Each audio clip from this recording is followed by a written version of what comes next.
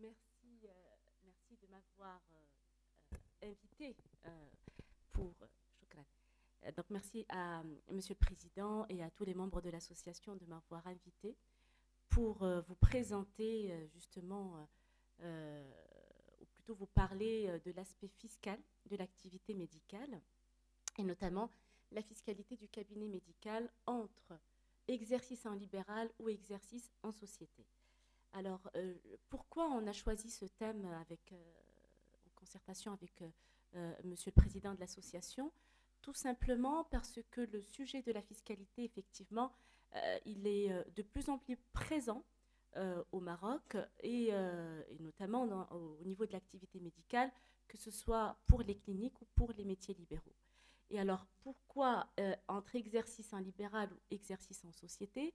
Parce que, effectivement, là, si vous êtes un peu à l'écoute de ce qui se passe actuellement, les médecins militent pour exercer en tant que SARL, Société à responsabilité limitée.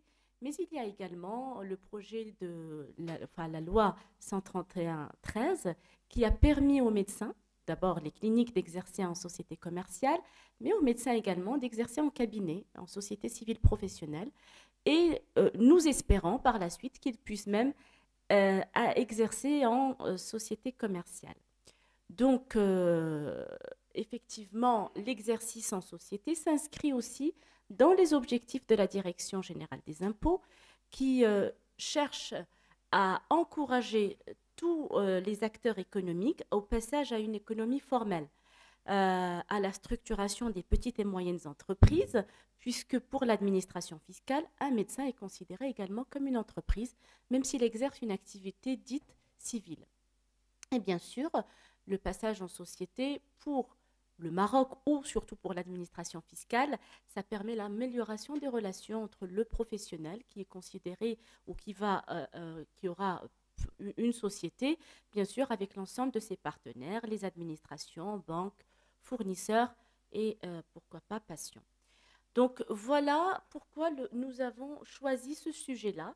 Donc ma présentation va s'articuler autour de 5 axes. Tout d'abord, on va parler des obligations fiscales et sociales du médecin, sans tenir compte de s'il est libéral ou s'il exerce en société, parce que ce sont des obligations communes. Ensuite, nous allons parler, on va voir que ça va découler, pour répondre à ces obligations, il faut bien sûr gérer sa relation avec le cabinet qui s'occupe de sa comptabilité et de ses déclarations fiscales. Et donc, on va parler de la gestion de la relation du médecin avec son cabinet de comptabilité.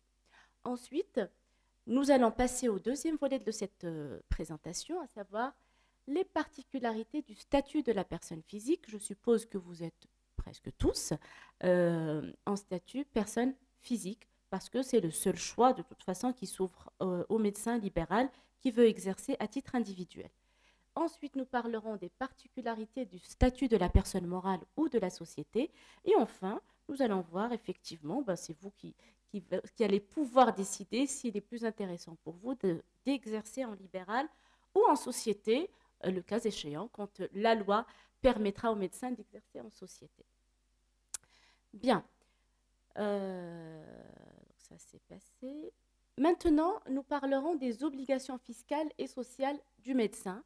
Et pour ce faire, pour aller vite et puis pour que ça soit pratique pour vous et lisible, j'ai établi des tableaux qui vont dresser le calendrier justement de ces obligations. Et en fait, ces tableaux-là, on part du début. Au moment de l'installation, quelles sont mes obligations? Quand je suis installée et à la fin de chaque exercice, qu'est-ce que je dois déclarer ou qu'est-ce que je dois déposer? Donc, au moment de l'installation du médecin, donc ça intéresse surtout les futurs médecins qui veulent s'inscrire en libéral. Donc, d'abord, il faut souscrire à la déclaration d'existence auprès de l'administration fiscale dans les 30 jours suivant le début d'activité, c'est-à-dire c'est bon, j'ai eu mon autorisation de l'ordre des médecins pour pouvoir exercer, eh bien, j'ai 30 jours pour aller m'inscrire. C'est ce qu'on appelle la patente, en fait, quand on demande de la taxe professionnelle. Automatiquement, on souscrit en même temps à la déclaration d'existence. On déclare que nous existons auprès de l'administration des impôts. La sanction, bon, ce n'est pas une sanction énorme, c'est que 500 dirhams d'amende, mais bon, c'est toujours bien de répondre à ces obligations. Ensuite, bien sûr, en même temps, nous demandons, enfin, le médecin doit demander son identification à la taxe professionnelle, ex-patente, et la demande de son identifiant commun de l'entreprise. Ça, c'est une obligation nouvelle depuis le 1er juillet 2016. Tous les professionnels, toutes les sociétés commerciales ou pas, doivent disposer de cet identifiant commun de l'entreprise. Alors, pour le moment, on ne sait pas trop à quoi il sert, mais il va certainement servir à quelque chose. Ce que nous avons compris, c'est que c'est un identifiant, comme son nom l'indique, commun entre toutes les administrations. Parce que vous voyez, quand nous avons un identifiant fiscal, c'est un identifiant qui ne sert qu'à l'administration fiscale. L'identifiant de la CNSS, ça ne sert qu'à la CNSS. Mais cet identifiant commun, en fait, c'est un identifiant qui sera utilisé entre toutes les administrations, la douane, l'administration des impôts, le tribunal de commerce pour les sociétés commerciales et la CNSS. Donc, ils sont en train de travailler dessus, ces administrations, pour mettre en commun une base de données leur permettant d'arriver à des recoupements pour nous contrôler, tout simplement. Et donc, il est obligatoire, et on va voir aussi, de plus en plus, la loi de finances 2018, elle insiste encore sur l'obligation de cet ICE, sinon toute personne perdra les avantages fiscaux accordés par l'administration. Donc, ils sont en train de serrer encore les boulons concernant cette ICE. Donc, maintenant, pour les nouvelles inscriptions, l'administration le donne automatiquement avec les identifiants. Mais pour les anciens inscrits, il faut le demander. Mais je pense que maintenant, tout le monde l'a récupéré. Et enfin, la demande de l'identification CNSS, c'est pour la sécurité sociale. Donc, pour le point 3, la sanction, c'est la non-déductibilité des charges ou des factures, donc et la perte d'avantages fiscaux accordés. Donc ça, c'est la nouveauté de la loi de finances 2018. Donc ça, c'est au moment de l'installation. Nous avons ces obligations à remplir, c'est de nous déclarer auprès de ces administrations. Alors, une fois installé, bien sûr, chaque médecin, il a choisi son cabinet, donc ou un expert comptable ou comptable agréé. Donc là, j'attire votre attention qu'il y a eu une organisation, une restructuration de la fonction des métiers du chiffre au Maroc. Alors faites attention, il faut bien choisir son conseiller. Les experts comptables et les comptables agréés sont aujourd'hui les seuls habilités à tenir et des comptabilités. Donc les médecins qui étaient chez des comptables indépendants, bon, ça serait bien de demander s'ils sont agréés pour ne pas avoir de soucis par la suite, parce qu'on ne sait pas quelles seront les conséquences. Ils sont en train de militer pour avoir leur agrément, mais bon, pour le moment, il faut quand même être informé par rapport à ce point. Donc, mensuellement, une fois que vous avez choisi votre cabinet, bien sûr, vous avez encore des déclarations à faire. Alors, les déclarations mensuelles, si vous avez des salariés, eh bien, vous devez les déclarer à la CNSS déclarer leur salaire à la CNSS avant le 10 du mois suivant. C'est-à-dire, j'ai payé un salaire en janvier, le 10 du mois de février, eh bien, je dois déposer ma déclaration de CNSS et payer les charges sociales. Tout ça, bien sûr, c'est le cabinet qui s'en charge, mais encore faut-il lui donner les informations nécessaires pour pouvoir le faire. Alors, si je ne déclare pas avant le 10 du mois suivant, qu'est-ce que je risque? Eh bien, je risque des astreintes, et les astreintes, ça fait très, très, très mal. C'est 100 dirhams par salarié, par mois, aux fractions de mois de retard.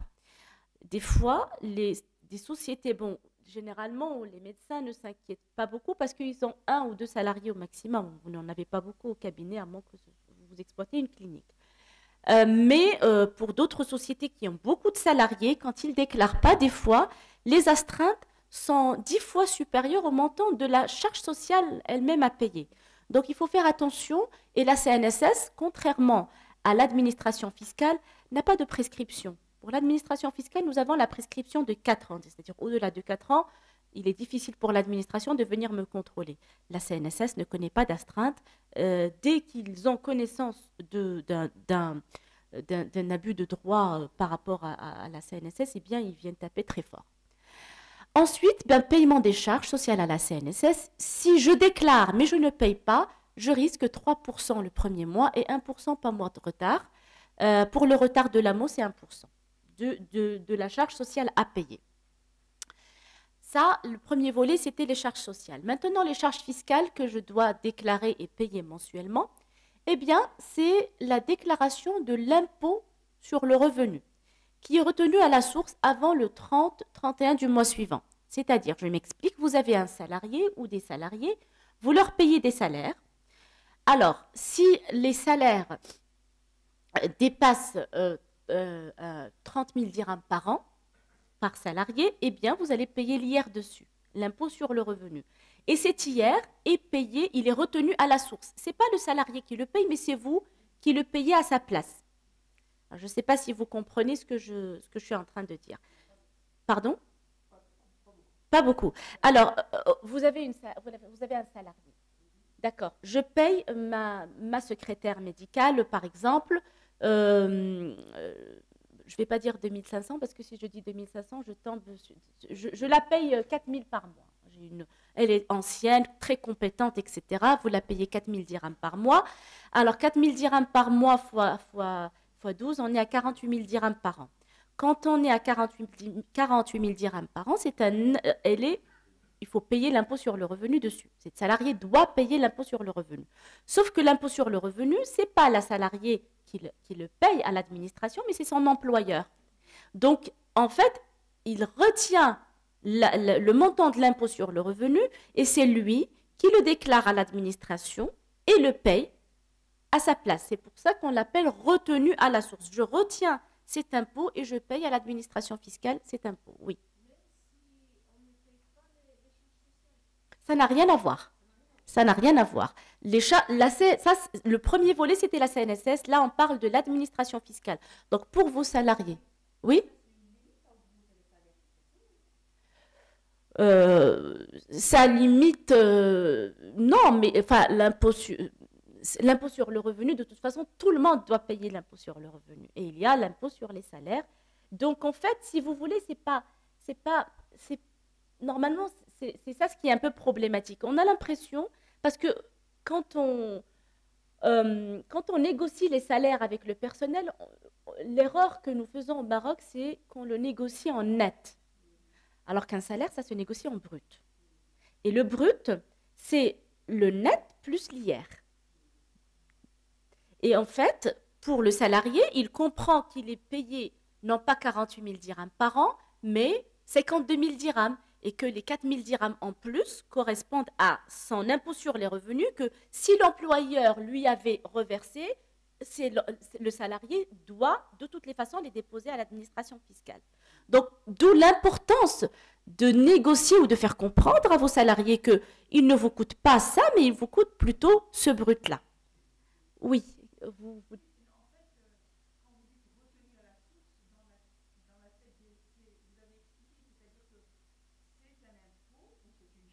Oui.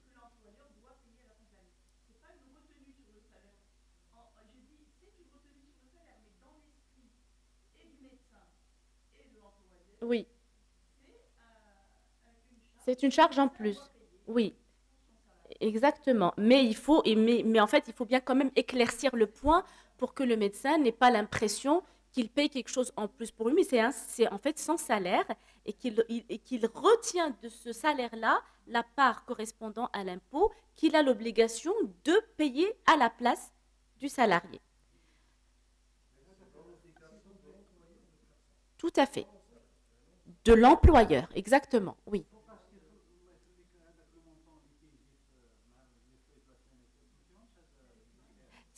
Ça, c'est les charges sociales. Oui. Alors, quand on a des salariés, nous payons deux choses pour les salariés. Nous payons la CNSS, donc la retraite et l'AMO, l'assurance maladie obligatoire, et ça, c'est pour le compte de la CNSS, et l'employeur doit payer à la place. En fait, c'est comme s'il il retient ce montant du salaire de son salarié et il va lui verser l'impôt du salarié à sa place pour l'administration fiscale. Oui. 30 000 dirhams par an. Ça fait, non, même pas 3000, c'est 2500, c'est 2500 dirhams. Ouais. Voilà. Donc, le paiement de, donc la déclaration, donc chaque mois, en fait, on doit déclarer l'impôt sur le revenu relatif au salaire payé le mois précédent. Oui, c'est mensuel. Alors, regardez, au niveau de la période, tout ça, c'est payé mensuellement. C'est des déclarations et des paiements mensuels. Donc, la sanction, c'est 15%. Si vous ne déclarez pas avant le 30 du mois suivant, vous risquez 15% de pénalité correspondant au montant à déclarer.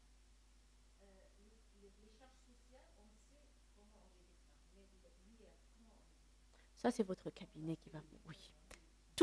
Normalement, votre cabinet saura vous. Ils sont formés pour ça, ils savent faire. Donc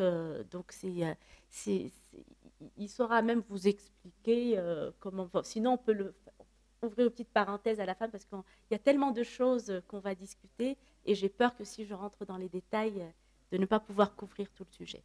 Mais déjà là, vous savez que vous avez un IR à payer.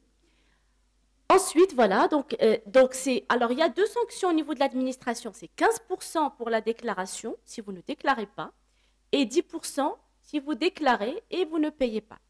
Donc, il y a 15, 10, plus 5% le premier mois de retard et 0,5% pour chaque mois de retard supplémentaire. Ça chiffre, ah oui, très rapidement. Donc, on a intérêt à être très réactif et ne pas laisser traîner les choses. Donc voilà pour ce qui est des obligations mensuelles. Maintenant, les obligations annuelles, c'est-à-dire une fois par an, avant le 1er février. Donc vous voyez, on a, au moment de l'installation, nous avons les identifiants à récupérer. Mensuellement, c'est les charges liées au salaire, donc l'IR et les charges sociales. Et à la fin d'exercice, eh bien, c'est les états de synthèse et les paiements de l'impôt. Avant le 1er février, c'est-à-dire au 31 janvier ou plus tard, c'est la fameuse cotisation minimale que vous connaissez presque tous. C'est un paiement spontané. Le libéral doit payer spontanément sa cotisation minimale de l'année N, écoulée en tout cas. Alors, bien sûr, il y a une exonération temporaire de 36 mois pour les nouveaux installés. Et après 36 mois d'installation, vous commencez à payer cette fameuse cotisation minimale. Alors, j'ouvre une parenthèse ici. En fait, ce n'est pas vraiment 36 mois, c'est 3 ans. Parce que pour les personnes physiques, contrairement aux personnes morales, le compteur, si vous vous installez un mois de novembre, et ça c'est un conseil, ne le faites surtout pas, eh bien vous avez consommé une année de cotisation minimale. Donc, quand on veut s'installer, si on veut bénéficier d'une année complète de cotisation minimale, il vaudrait mieux s'installer quand même un premier trimestre au lieu d'un dernier trimestre d'une année. Sinon, oui. Oui, parce qu'elle n'est pas totale. Après 3 ans, c'est bon, il n'y a plus d'exonération.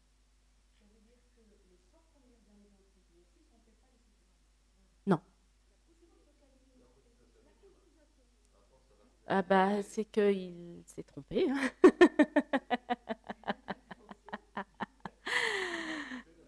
J'ai eu un cas d'un médecin qui est venu justement me voir. Son cabinet lui a fait payer cette cotisation minimale. Ouais, j'ai eu ce cas. Mais en fait, moi, ce que j'ai fait, quand il a eu un impôt à payer, un IR, je l'ai imputé sur la cotisation minimale qu'il avait déjà payée. Parce qu'il n'avait pas payé cette cotisation minimale. Donc, si vous avez un impôt à payer, ou sinon, il faut aller voir l'administration fiscale et expliquer. Ouais, bon. Bon. Donc, alors, et quelle est la cotisation minimale? Comment elle se calcule? Eh bien, c'est 6% multiplié par le chiffre d'affaires de l'exercice, c'est-à-dire de l'année.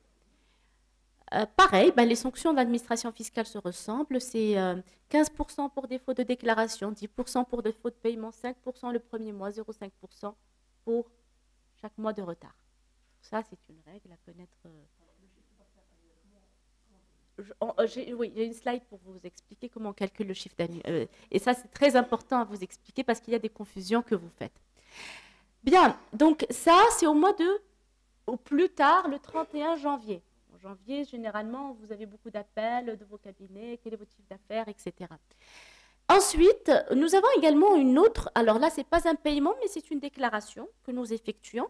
C'est la souscription de la déclaration des éléments imposables à la taxe professionnelle, donc la fameuse patente. Bien sûr, il y a une exonération de 5 ans. Mais il est important quand même de la souscrire dès la première année. Pourquoi? Parce que la base de calcul de la taxe professionnelle, elle est sur l'année N-5, c'est-à-dire après 5 ans, ils vont retourner à votre première année de déclaration pour calculer la taxe professionnelle. En fait, elle est toujours en retard de 5 années. Et alors, sur quoi est assise la taxe professionnelle? Eh bien, c'est la valeur annuelle des loyers plus la valeur locative de l'équipement. Alors, les cabinets qui ont un équipement lourd, et là je pense souvent aux radiologues, ils payent beaucoup la taxe professionnelle est assez lourde. Alors, vous avez par exemple, vous n'êtes pas propriétaire mais locataire de votre cabinet. Si vous payez, je dis n'importe quoi, 6 000, 7 000, 8 000 dirhams par mois, ou Marrakech, bon, ça va. À Marrakech, on a des loyers de 6 000, 7 000, 8 000. Hein. Surtout pour les anciens, ils ont pu bénéficier de beaux emplacements avec des loyers pas trop élevés. Bon, on va dire, allez, 10 000 par mois, je multiplie ça par 12, ça me donne 120 000 dirhams par mois de loyer. Et j'ai bien sûr équipé mon cabinet, je l'ai aménagé, etc. Son équipement m'a coûté 200 000 dirhams. Donc là, je suis à... alors, je garde mes 120 000 dirhams, les 200 000 dirhams que je multiplie par 0,3% pour avoir la valeur locative de mon équipement. Alors, la somme des deux est multipliée par 20% si vous êtes généraliste, 30% si vous êtes spécialiste. Et c'est ça la taxe professionnelle que vous payez.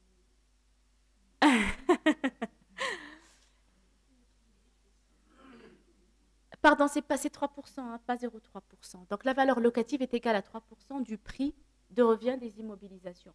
Nous sortons de la taxe professionnelle de la base, donc les moyens de transport, c'est-à-dire les voitures, ne rentrent pas dans cette base et le matériel informatique.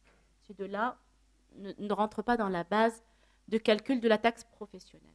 Et donc, ce que je disais, c'est que chaque année, à chaque fois que vous avez une nouvelle acquisition, un nouvel aménagement, d'un investissement immobilier, je ne parle pas des factures d'achat annuelles des charges, mais des immobilisations, eh bien, il faut le préciser à votre cabinet pour l'inclure de cette déclaration. Pourquoi c'est important? Parce que, attention, si vous n'êtes pas précis avec votre cabinet, ces mêmes montants apparaîtront au niveau de votre bilan, parce que vous pouvez ne rien déclarer en janvier, mais arriver au mois de mars à votre cabinet avec des factures. Voilà, j'ai acheté je ne sais pas, moi, bon, je dis n'importe quoi, un échographe ou autre chose. Eh bien, il ne l'a pas déclaré au mois de mars, mais il est obligé de le faire apparaître dans votre bilan. Maintenant, l'administration fiscale n'a pas beaucoup de travail à faire à part de faire des contrôles de recoupement entre ce que vous avez déclaré et ce qu'il y a dans votre bilan. Eh bien, n'attirez pas sur vous des foudres du contrôle fiscal, parce que si on voit des incohérences entre le bilan et les déclarations, ils se disent, bon, peut-être qu'il faut aller creuser chez ce médecin pour voir qu'est-ce qui se passe. Oui. Oui. Ben, si vous ne le déclarez pas, vous ne bénéficiez pas de son amortissement. Alors, attention, effectivement, si vous facturez échographie, ça va se voir au niveau du contrôle fiscal. Parce que dans votre bilan, on ne voit qu'une ligne chiffre d'affaires. On ne sait pas quel est le détail. Par contre, au moment du contrôle, quand il y aura le contrôle fiscal, eh bien, là, il rentrera avec vous dans le détail, les consultations, les échos, etc. Et s'il voit qu'il y a des échographies et que ce n'est pas inscrit dans votre bilan, il va vous redresser dessus et calculer la taxe professionnelle.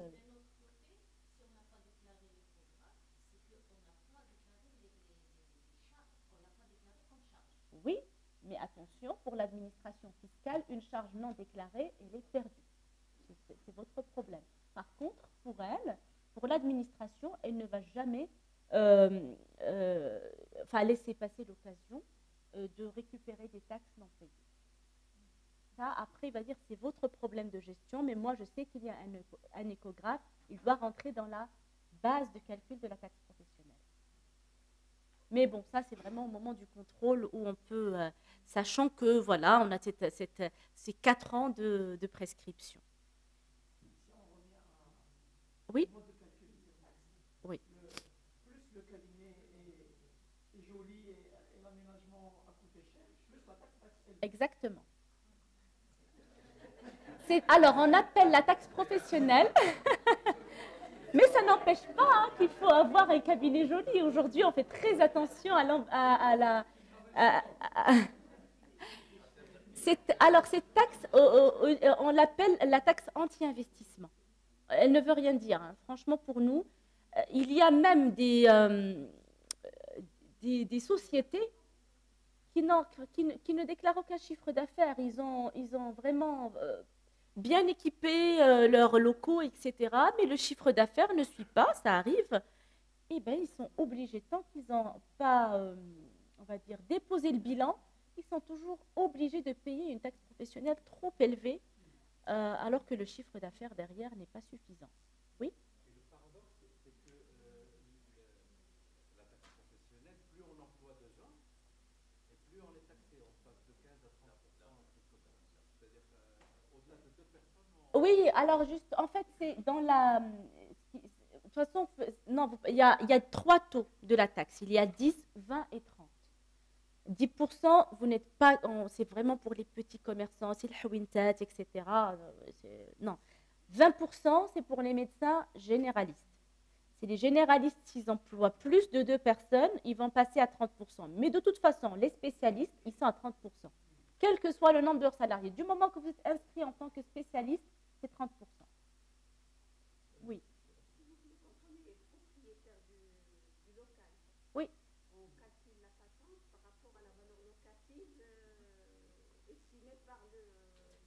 C'est les 3%. Alors, en fait, il y a il y a plusieurs modes de calcul de la valeur locative. Alors, vous avez acheté votre local, vous avez un contrat d'acquisition où figure un prix. Alors, si vous l'avez acheté il y a, je sais pas, il y a longtemps, enfin 15 ou 20 ans, peut-être que le prix, vous avez acheté un prix pas moins élevé que ce qu'il voudrait aujourd'hui, sa valeur actuelle. À ce moment-là, les 3%, la valeur actuelle, seront vraiment inférieurs à sa valeur locative. Et là, l'administration fiscale a tout à fait le droit d'estimer une valeur locative de votre bien, surtout qu'il y a maintenant, vous êtes au courant, du référentiel. Donc, ils vont se baser sur le référentiel. Si la règle de calcul se trouve trop inférieure à au référentiel.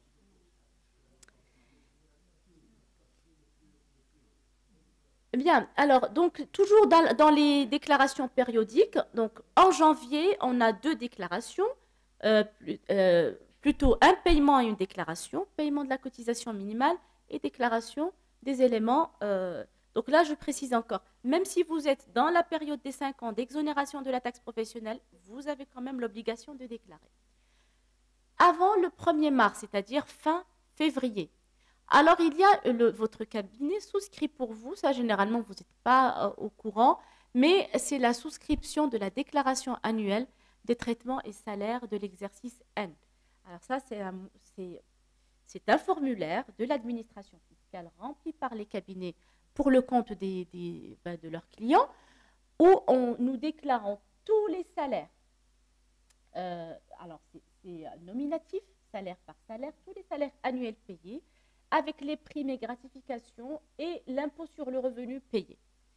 Et si il y a une seule information manquante, c'est 100 dirhams par information manquante de pénalité. Donc, il faut vraiment être très vigilant, remplir parce que je ne sais pas si vous avez eu ce souvenir, mais votre cabinet de comptabilité va vous appeler pour vous demander vos salariés, est-ce qu'ils sont mariés, est-ce qu'ils ont des enfants, quel est le numéro de leur CIN. Donc, c'est des informations, vous ne comprenez pas ce qu'il veut par toutes ces informations, mais en fait, c'est pour vous éviter ces pénalités et parce que vous avez l'obligation de déposer cette déclaration des traitements et salaires.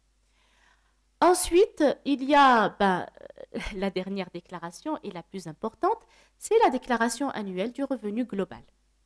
Cette déclaration annuelle, bien sûr, nous annexons avec celle-ci votre bilan et votre CPC, l'état détaillé des traitements des pensions de retraite pour l'exercice, parce qu'il y a des médecins, par exemple, des phares, des forces armées royales qui sont retraités et qui s'installent en privé, ou des médecins, d'anciens fonctionnaires de l'État qui ont une petite retraite et qui s'installent en privé.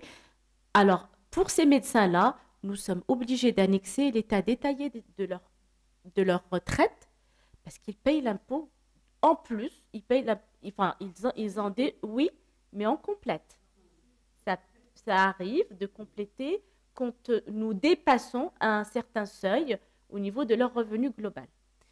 Et bien sûr, la copie de quittance du paiement de la cotisation minimale. Avant, on déposait la copie. Maintenant, avec les télédéclarations, nous renseignons la référence du paiement de la cotisation minimale.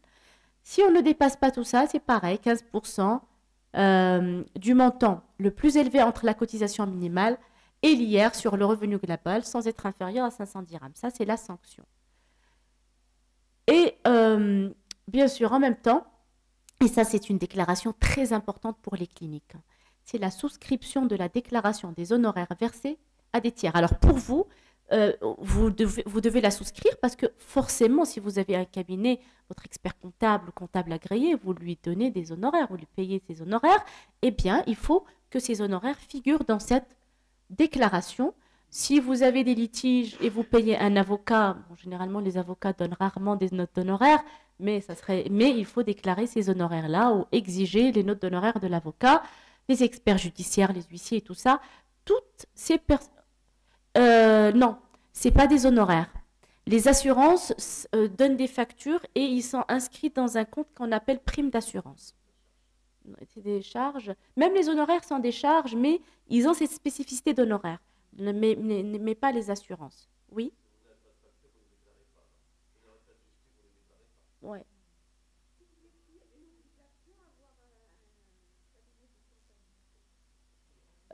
Non, vous pouvez tenir votre comptabilité vous-même si vous avez les compétences pour le faire. Personne ne vous oblige à passer par un cabinet. Maintenant, par contre, on va dire que ces derniers temps, les seules habilités à vraiment tenir la comptabilité, c'est les cabinets de... En fait, ce n'est pas très clair. Vous voyez, par exemple, pour les grandes sociétés qui ont des services financiers, eh bien, ils tiennent leur comptabilité. Ils n'ont pas besoin de passer par un cabinet. Mais voilà. Est-ce que vous pouvez expliquer brièvement la différence entre fiduciaire, comptable et expert comptable? Alors, fiduciaire, c'est... moi, je vais vous dire, c'est quelque chose que j'ai découvert au Maroc. Parce qu'en France, ça n'existe pas. En France, il n'y a que les experts comptables et les associations de gestion agréées, mais ça, c'est spécifique. Les seuls, en fait, l'exclusivité de la tenue de la comptabilité, du conseil en comptabilité, commissariat aux comptes et tout ça, c'est les cabinets d'expertise comptable. Alors, et c'était bien réglementé. Alors, au Maroc, il y avait des experts comptables, bien sûr, on fait un peu du copier-coller de ce qui se passe en France. Donc, au départ, il y a les experts comptables. L'ordre des experts comptables, alors un expert comptable, c'est une personne qui a une formation de Bac plus 8, donc c'est un niveau master plus 3 ans d'expérience, 3 ans de stage obligatoire au sein d'un cabinet d'expertise comptable où il fait d'expertise et du commissariat aux comptes. Après ça, on passe un examen, le DEC, le diplôme d'expertise comptable. En France, on va faire un serment pour la profession. Au Maroc, ce serment n'existe pas. Et après, on a la possibilité de s'inscrire à l'ordre des experts comptables. Les comptables agréés, jusqu'à 2016, en fait, au Maroc, il n'y a pas de réglementation. Il y avait la réglementation pour les experts comptables, mais toute personne pouvait s'inscrire au Maroc, une patente, ce qu'on appelait ça entrepreneur de travaux comptables. Donc des personnes sans aucune obligation de diplôme. On a vu des fiduciaires et ils ouvraient ça sous forme de fiduciaires.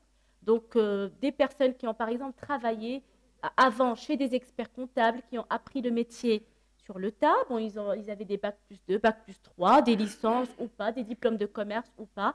Du moment qu'ils ont travaillé, acquis un peu d'expérience et ils ont eu l'impression qu'ils ont bien compris le principe de... Parce que, à vrai dire, la tenue de comptabilité, c'est pas sorcier, c'est pas compliqué. Ce qui est compliqué, ce sont autres choses. C'est quand on fait du commissariat, de l'analyse financière, des choses de points, des fusions, des acquisitions, etc. Donc, on a l'impression que c'est facile, mais c'est pas vraiment facile parce qu'il faut toujours être à jour et il faut une certaine rigueur dans son travail. Alors, au Maroc, eh bien, ces personnes-là se sont inscrites en tant que comptables. Après, donc là, je vous fais un peu d'histoire. L'État a mis en place ce qu'on appelle les comptables agréés. Et donc là, toute personne qui a plus de 15 ans, une patente qui a inscrit de plus de, voilà, une ancienneté de 15 ans en tant que comptable, pouvait demander le titre de comptable agréé. Donc ces personnes-là ont demandé et ont eu leur titre de comptable agréé. Ceux qui avaient en deçà de 15 ans, ils sont restés des comptables. Après, il y a eu la loi 12, je ne sais plus combien, qui a réglementé la profession des comptables agréés. Et donc, les comptables agréés sont rentrés dans ce système-là. Maintenant, ils ont leur ordre, leur organisation. Donc, ils essaient un peu de ressembler à l'ordre. Et bon, pour être comptable agréé, il faut avoir un bac+3, je pense, une licence économie et effectuer un stage. Donc, ils essaient un peu de réglementer la profession. Ceci étant, il y a de très, très bons comptables agréés, comme il y a de mauvais, et il y a de très, très bons experts comptables, comme il y a des moins bons. Donc, ça, c'est vraiment... des fois, je ne sais pas forcément le titre qui va donner cette compétence, mais c'est la rigueur et le travail et la formation continue qui sont les plus importants. Maintenant, pour les comptables, eh bien, c'est les personnes qui étaient avant inscrites comme comptables, mais qui n'ont pas pu intégrer la profession comptable agréée, qui sont dans des fiduciaires. Donc, voilà un peu la différence entre les trois. Oui.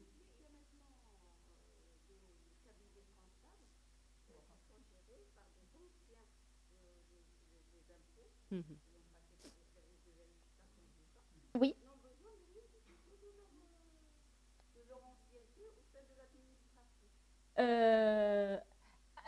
Avant, oui, c'était ça. Parce qu'ils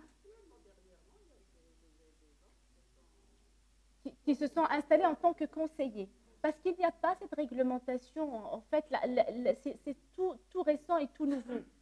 Rien n'empêche un ancien de l'administration fiscale ou un ancien financier d'une société de s'installer en libéral ou en société et de dire je suis conseiller fiscal. Après, c'est à la personne, et ça c'est vraiment une belle carte de visite pour eux, parce que du moment qu'ils ont travaillé à l'administration, mais oui, le client, il a l'impression que c'est son sauveur. Il est protégé, il saura. Or, c'est pas tout à fait, c'est pas tout le temps vrai. Ça dépend du poste qu'il a occupé, de ses compétences, de sa formation. Parce que, je vais vous dire, au niveau de l'administration fiscale, c'est pas des lumières. Quand on discute avec eux, ils sont assez bornés. Mais maintenant, oui, non, mais attention, ce n'est plus le cas. Maintenant, ils ont le temps avec les télédéclarations. Donc, ils sont formés sur les spécificités des secteurs d'activité. Nous, les formants, nous-mêmes experts comptables, nous avons des partenariats avec l'administration fiscale. C'est notre gain aussi. Nous formons les administrations fiscales, les agents pour détecter, déceler sur la comptabilité, les obligations comptables, fiscales, etc. Donc, ils sont en train d'être formés, oui.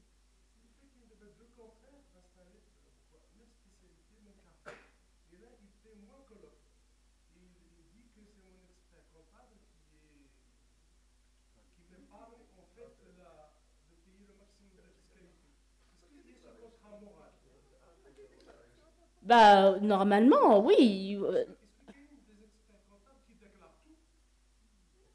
Ça c'est vrai, ça dépend vraiment de chacun. Normalement, nous avons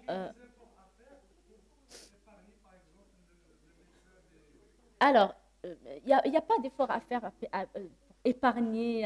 Il faut savoir que la personne qui prend le risque, ce n'est pas l'expert comptable ou le comptable, c'est le médecin. Du moment que le médecin connaît son risque, après, la décision lui revient. Au Maroc, ce qui permet encore de faire des choses, c'est qu'il n'y a pas de pénalisation.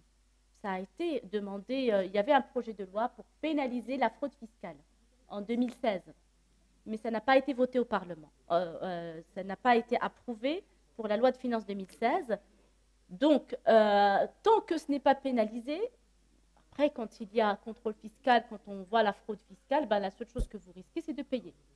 Il n'y a pas de pénal, il n'y a pas de prison, ce n'est pas comme dans les pays européens. Donc, les gens n'ont pas vraiment peur. Après, ce qui reste, c'est l'éthique de la personne et de son conseiller. Est-ce que... bien sûr que nous avons un référentiel, bien sûr. Et nous avons un code de déontologie à respecter.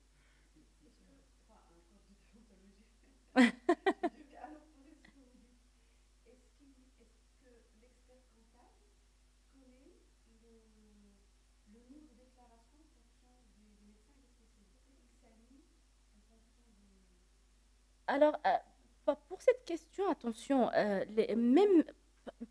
même spécialité, deux médecins qui ont la même spécialité n'ont pas forcément la même patientèle. Et donc pas forcément le même chiffre d'affaires. Ils ne facturent pas forcément les mêmes honoraires. Donc on ne peut pas vraiment... et après, il ne peut pas le connaître à moins qu'il ait dans son portefeuille plusieurs médecins.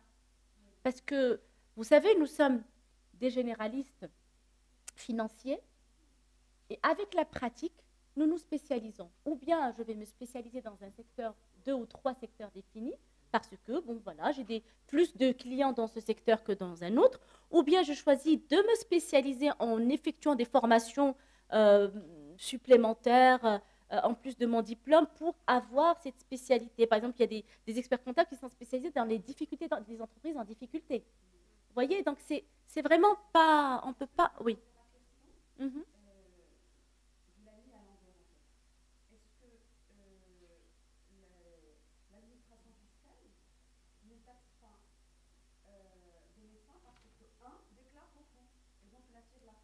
Non, ce n'est pas comme ça qu'elle procède. Par contre, elle compare. L'administration fiscale, elle va voir qu'elle a 3 médecins, même spécialité, peut-être dans à peu près les mêmes secteurs, installés au niveau du même secteur. Elle va voir qu'un médecin déclare beaucoup et pas l'autre. L'administration fiscale a beaucoup de moyens de contrôle et d'investigation. C'est très simple, elle peut envoyer à votre insu des patients mystères, enfin c'est des agents de l'administration, et qui peuvent venir attendre leur rôle ou leur temps de passage et compter le nombre de patients. Ils peuvent faire ça sur 1 mois, 2 mois, 3 mois, une fois par semaine, envoyer venir et compter. Ils connaissent il suffit de demander à la secrétaire le prix de la consultation. Donc, ils peuvent rien qu'en comptant les consultations, voir si vous êtes en deçà ou supérieur à ce que vous devriez déclarer. Et après, bon, une fois ils ont ce moyen d'investigation, ils peuvent proposer le dossier du médecin au contrôle fiscal. Et bien, quand il y a contrôle fiscal, ils vont venir s'installer avec vous pendant quelques mois au cabinet.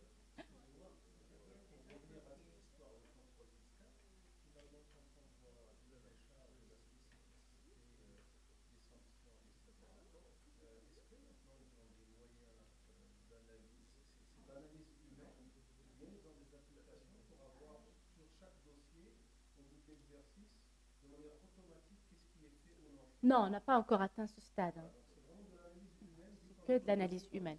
On en est encore loin, mais il faut dire que l'administration fiscale est l'administration la plus active, la plus réactive et la plus rapide au Maroc. Pour vous dire, ces 2 dernières années, ah ouais, mais l'administration fiscale est en train de les dépasser. Hein. Franchement, même nous sommes dépassés par la multitude des notes d'information, des notes internes, des nouveautés qui se passent au niveau de l'administration. Ça devient de plus en plus serré et je dirais pas inquiétant, mais en tout cas, il faut être sur ses gardes. Et vigilant, oui. Oui.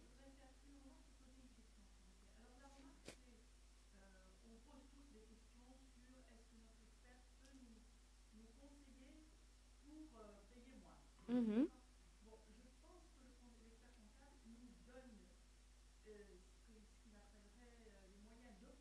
Optimisation, oui. Mais bien sûr.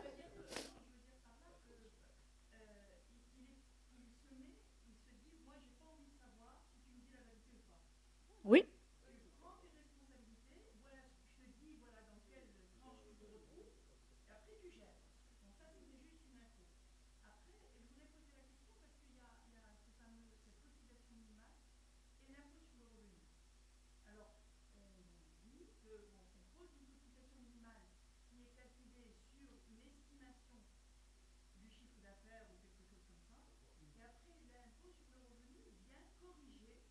Oui. Tout à fait.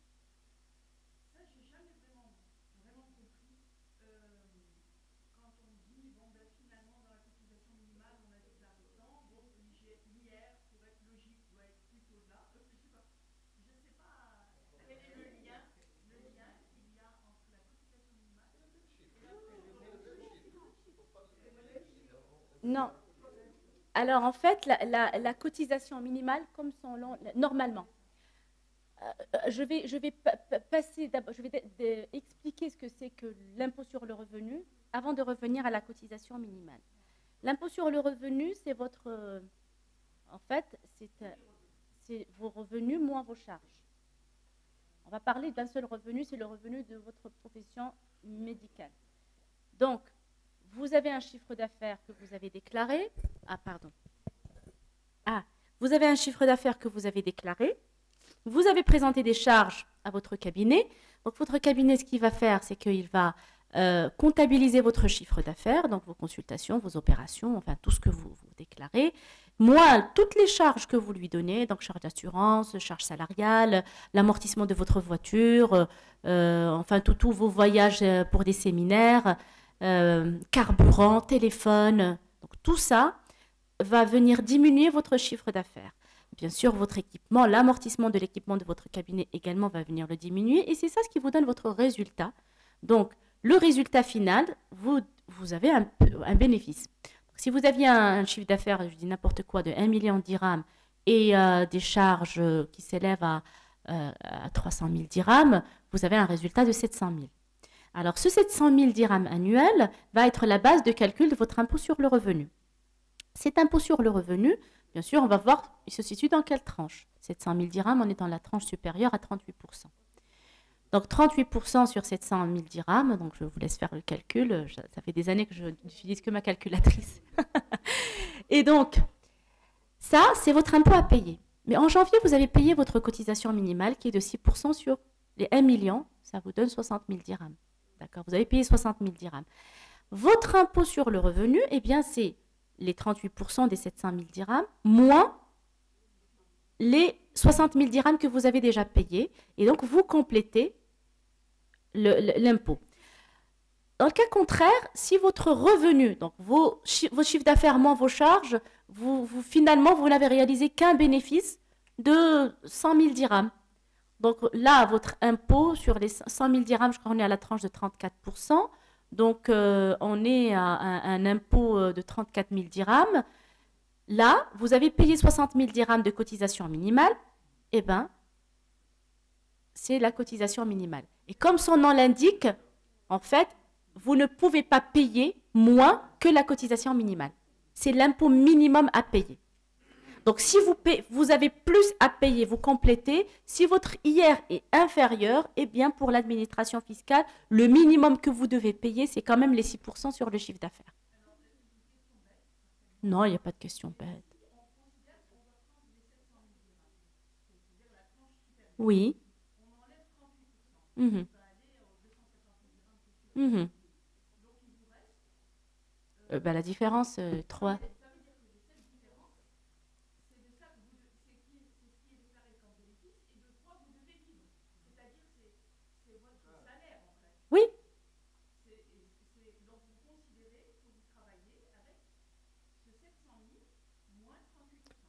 C'est exactement ça. En fait,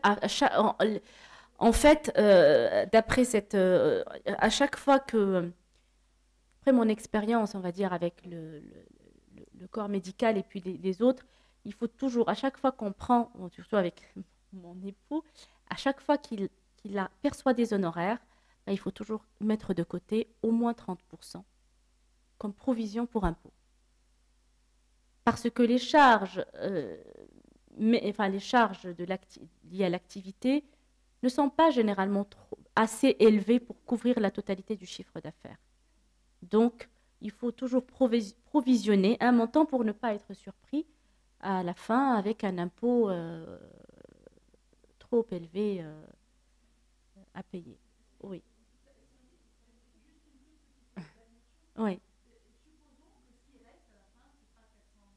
Oui. Oui.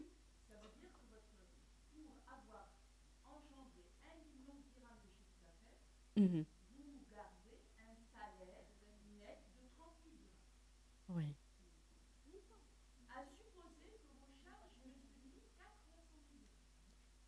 Je suis d'accord avec vous. Oui, oui. Ah bah, on n'est pas du tout en train de discuter sur l'absurdité du taux d'impôt. Là, je partage votre avis. Je suis pas du tout. Ouais. Oui, mais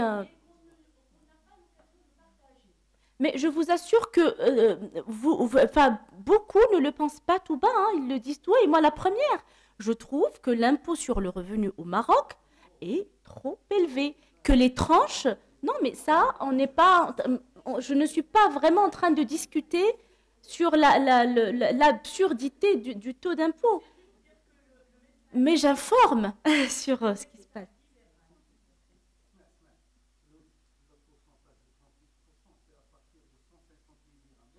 Pardon? 180 000, on passe à 38%. Oui.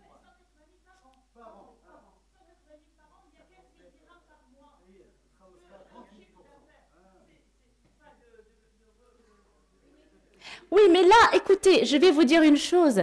Ça, c'est que nous discutions ce point ou pas, on ne changera pas les choses. Ça, il faut vraiment en parler au niveau du Parlement. Oui.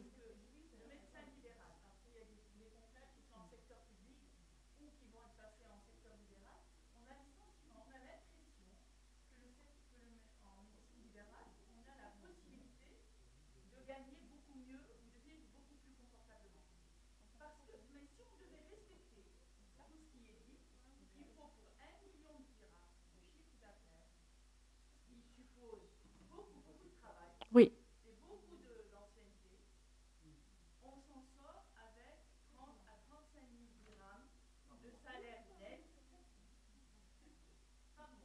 Oui, c'est ça.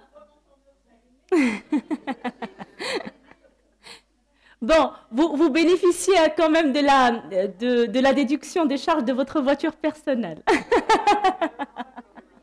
À hauteur de 300 000 dirhams, hein, pas plus. Donc, si vous achetez, vous bénéficiez un peu de l'amortissement en 5 ans, oui. Bénéficiez de l'amortissement de votre voiture personnelle. Il y a au moins ça. Oui, est-ce qu'on peut continuer et peut-être laisser les questions pour la fin? Oui. Oui. Mhm. Mhm. Oui.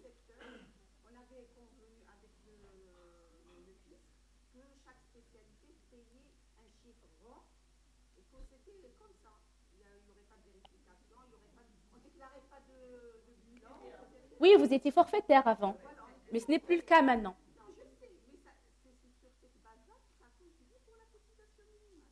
Mais en fait, il faut juste savoir que vous n'êtes pas les seuls, hein, à payer la cotisation minimale à 6%. Tous les libéraux, les avocats, mais toutes les personnes physiques. Oui, même moi, hein, en étant personne physique libérale, on a les mêmes obligations que les médecins. Oui. D'accord, on peut. Oui, très bien. Oui, parce qu'effectivement, on est un peu limité par le temps. Donc, je continue sur les obligations.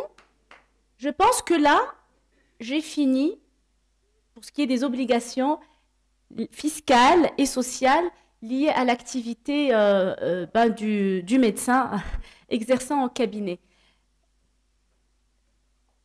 Maintenant, justement, le respect de ces obligations nécessite, vous l'avez compris, une gestion rigoureuse de votre relation avec le cabinet qui gère votre comptabilité et vos télédéclarations. Parce que depuis l'année 2016, on est passé à la télédéclaration, plutôt 2017, non, 2016, pardon, et donc les choses ont totalement changé. Je ne sais pas si vous avez remarqué qu'il y a eu un changement et des augmentations d'honoraires aussi, peut-être, dans votre relation avec le cabinet de comptabilité. Donc, pour atteindre, en fait, pour être efficace et puis respecter ses obligations, présenter un bilan en bonne et due forme, il faut que le médecin s'organise chaque mois de telle façon à remettre au cabinet qui tient ses comptes les justificatifs lui permettant de disposer de l'information financière dans les délais impartis. Et là, c'est un point qu'il faudrait vraiment que vous compreniez, et je parle par connaissance de cause, parce que j'ai un portefeuille de médecins et j'ai des profils différents. Ils sont tous des médecins, mais chacun son profil. Et je ne cesse de répéter à ces médecins, arrêtez de venir en fin d'exercice avec votre petit dossier. Votre dossier, il peut vous paraître petit. Vous avez une dizaine de documents, vous avez l'impression que le cabinet passera une petite demi-heure ou une petite demi-matinée dessus. Détrempez-vous, ce n'est pas du tout le cas. Parce que quand un médecin arrive en fin d'exercice, il faut savoir que le premier trimestre de l'année, eh ben, les cabinets sont sous l'eau. Ils n'ont pas le temps. Parce qu'ils n'ont pas que les médecins, ils ont des sociétés, des TVA, des bilans, des déclarations, toutes les déclarations que je vous ai dressées. Et bien sûr, si vous venez avec votre petit dossier en fin d'exercice, eh ben, il sera laissé jusqu'à la fin et il sera bâclé. Parce que en fin d'exercice, notre esprit n'est plus dans la saisie des opérations ou la compréhension du relevé de banque du professionnel. On est plutôt dans l'analyse, dans la recherche des informations manquantes, dans l'optimisation fiscale, parce qu'on a déjà calculé des impôts pour d'autres sociétés qui sont en train de crier à la catastrophe, mais comment ça se fait que je vais payer autant d'impôts, et de rechercher des solutions, peut-être qu'ils ont oublié des factures, ceci, cela. Donc, c'est vraiment pas le moment de venir tout souriant avec son dossier. La meilleure façon de faire, c'est de rester connecté avec votre cabinet tout au long de l'année. Vous avez de mai, pourquoi je dis mai? Parce que de janvier à avril, on est dans les bilans. Vous avez de mai jusqu'à décembre, ce qui est quand même, c'est 8 mois, où vous pouvez venir à votre convenance, à l'horaire qui vous convient, à votre cabinet, ou votre conseiller peut se déplacer chez vous. Ça dépend de la façon avec laquelle vous gérez vos relations, pour récupérer des éléments, pour lui donner des éléments, pour discuter, pour poser toutes les questions possibles, et pour que cette relation de confiance s'instaure entre vous et la compréhension des demandes et des besoins de chacun. Donc, pour parler de l'organisation, au début de ma collaboration avec le cabinet, donc le médecin, qu'est-ce qu'il doit fournir? Pour un médecin qui arrive pour la première fois dans un cabinet, qui change son cabinet ou qui vient de s'installer. Donc, il va lui donner ce qu'on appelle le dossier juridique. C'est les justificatifs de ses identifiants. Il a un certificat d'identification à la taxe professionnelle, un certificat d'identification CNSS, etc. Il faut qu'il fournisse ces éléments-là. S'il est propriétaire ou il a un contrat de bail de son exercice professionnel, il faut qu'il remette ce document-là. Tous les contrats de crédit professionnel contractés, les contrats de crédit bail, le contrat d'investissement, etc., il faut qu'il les fournisse, qu'il les lui donne.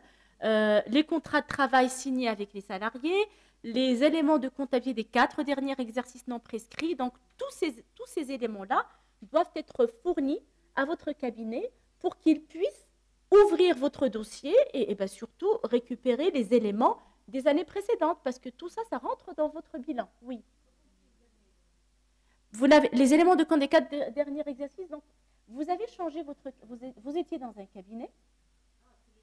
Oui, en cas de changement. Là, c'est, je dis, début de collaboration, c'est-à-dire ou bien vous venez de vous installer ou vous avez changé de cabinet. Donc, il faut venir...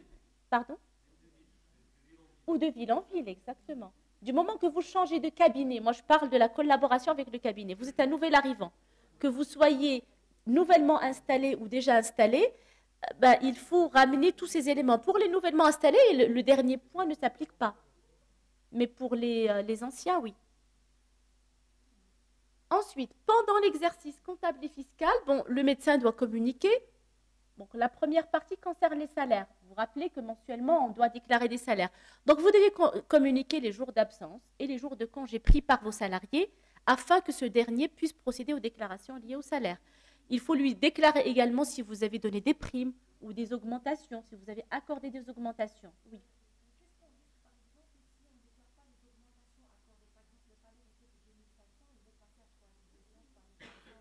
Bah, vous avez un double risque. Non, là, alors le risque, bon déjà, si vous ne les déclarez pas, ils ne vont pas apparaître au niveau du bulletin de salaire de votre salarié. D'accord? Donc, ils ne vont pas passer au niveau de vos charges. Si on garde l'ancienne déclaration, c'est-à-dire la 2500 pour soi-disant être... Alors, en fait, non, c'est pas, attention, vous risquez ça avec votre salarié. Ça dépend de votre salarié. Si votre salarié... Vous savez, aujourd'hui, les salariés, ils ont besoin de leur bulletin de paye pour contracter des crédits. Vous avez l'obligation, attention, d'éditer et de donner le bulletin de paye à votre salarié. Ce n'est pas un choix, c'est une obligation. Et le bulletin de paye, il doit respecter, il y a des mentions légales à mettre dessus.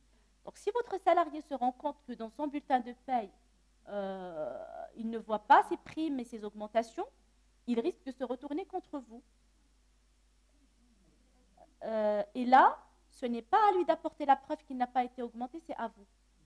Au droit du travail, attention, l'apport de la preuve incombe à l'employeur et non pas au salarié. S'il dit je suis payé à 4000 dirhams et non pas à 2500, si c'est votre parole contre contre la sienne, c'est lui qui gagne. Sinon, il faut que vous apportiez une preuve probante que non, il n'a jamais été augmenté. Oui, vous avez augmenté en janvier, il faut que ça apparaisse dans la déclaration du mois de février. C'est-à-dire, avant le 10 février, il faut informer votre cabinet pour qu'il puisse inclure cette augmentation. Et quand il y a autre chose, attention, il ne faut pas oublier qu'il y a une augmentation légale. Non, pas chaque 2 ans. Il y a la première augmentation, la prime d'ancienneté, c'est après chaque 2 ans. Après, c'est après 5 ans.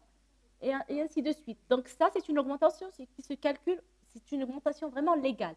Et on parle des augmentations qui sont hors la prime d'ancienneté. Ça, c'est après, c'est à vous de voir avec votre salarié. Oui. Oui. On peut laisser des questions pour la fin? Merci. Donc, il faut l'informer pour tout nouveau recrutement ou séparation d'un salarié. Si vous séparez d'un salarié, il faut l'informer parce que des fois, il arrive que vous vous sépariez de votre salarié d'une façon contraire à la réglementation, qui ne respecte pas la réglementation du travail et vous risquez gros avec l'inspecteur du travail. Donc, même avant de vous séparer d'un salarié, le mieux, c'est d'en parler avec votre expert comptable pour qu'il puisse vous conseiller sur la meilleure façon de vous séparer de votre salarié. Donc, attention à ce point-là. Et bien sûr, pourquoi l'informer? Parce que tout ça engendre des frais financiers, engendre des provisions, il engendre des soldes de tout compte à payer. Et si on n'est pas informé, on ne peut pas les mettre et les inclure dans vos états de synthèse et dans votre bilan. Et vous devez remettre toutes les factures d'achat effectuées. Alors là, j'insiste sur le même non encore payé. Une charge d'un exercice relatif à un exercice n'est pas forcément payée. Je m'explique. Vous avez acheté, bon, je ne sais pas pour les personnes qui utilisent une grande quantité de gel. Il y a eu votre fournisseur vous a accordé une promotion, donc vous avez acheté un gros stock de gel au mois de novembre. et vous lui avez demandé de vous accorder un délai de paiement. Vous ne le payez qu'au mois de janvier. Il vous a remis la facture en novembre. Cette facture n'est pas payée. C'est un montant conséquent, c'est 30 000 ou 40 000 dirhams. Donc, ces 30 000 ou 40 000 dirhams, même si elles ne sont pas payées, correspondent à l'achat, à une charge correspondant à l'exercice écoulé et doit être déclarée dans cet exercice-là. Si vous attendez au moment du paiement, et souvent pour des sommes comme ça en payant par chèque, attention, vous perdez le bénéfice de la déductibilité de la charge. Si vous la déclarez, ou si votre cabinet de comptabilité se rend compte qu'il y a un règlement par chèque, mais il n'a aucune facture en face, et qu'il vous en parle, ah oui, je vais chercher, ben, si la facture correspond à un exercice écoulé, eh ben, tant pis pour vous, vous avez perdu l'avantage de la déductibilité de cette charge. Un exercice, c'est entre janvier et décembre. Toute facture reçue, même non encore payée, correspond à cet exercice et uniquement à cet exercice. Elle ne peut pas être déduite sur un exercice suivant. Est-ce que c'est clair? Non. Reçu. La marchandise reçue, facture reçue. Comptabilisée. Des fois, le comble, alors ça aussi c'est un point important, vos fournisseurs, ils ne vous délivrent la facture que quand vous payez. Donc, il vous a remis, il vous a livré en novembre toujours ou en décembre, donc c'est une charge qui concerne l'exercice, disons 2017, parce qu'on n'est pas encore en novembre 2018, et vous décidez de le payer, vous lui dites, je vais vous payer en janvier. Vous dites, d'accord, pas de souci, mais je vous donne la facture qu'en janvier. Eh bien, à ce moment-là, assurez-vous. Il faut que la facture soit datée du mois. Il faut être sûr qu'il va dater cette facture du mois de l'année du mois de janvier et non pas de... Ou au moins, et même si ça, normalement, c'est contraire à la réglementation, au moins, il faut qu'il vous délivre un bon de livraison. Si vous avez un BL daté, parce que le fait générateur pour nous de la comptabilisation d'une charge, c'est la réception de la marchandise ou la réalisation de la prestation. Si vous avez ce bon de livraison, il faut qu'il soit cacheté et signé, daté, donnez-le à votre cabinet. C'est la preuve qu'il y a eu un achat. Et après, bah lui, il pourra vous remettre la facture quand il voudra, mais au moins, on a ce BL daté qui permet de bénéficier de la déductibilité de la charge. Et bien sûr, l'ensemble des factures, des charges liées à l'exploitation, donc factures d'assurance, enfin toutes les factures liées, assurez-vous qu'elles comportent toutes les identifiants du fournisseur, mais surtout l'ICE. Pas d'ICE, pas de déductibilité, pas d'avantage. Donc ça, c'est un point important. C'est-à-dire que sur toutes les factures, il doit y avoir l'ICE.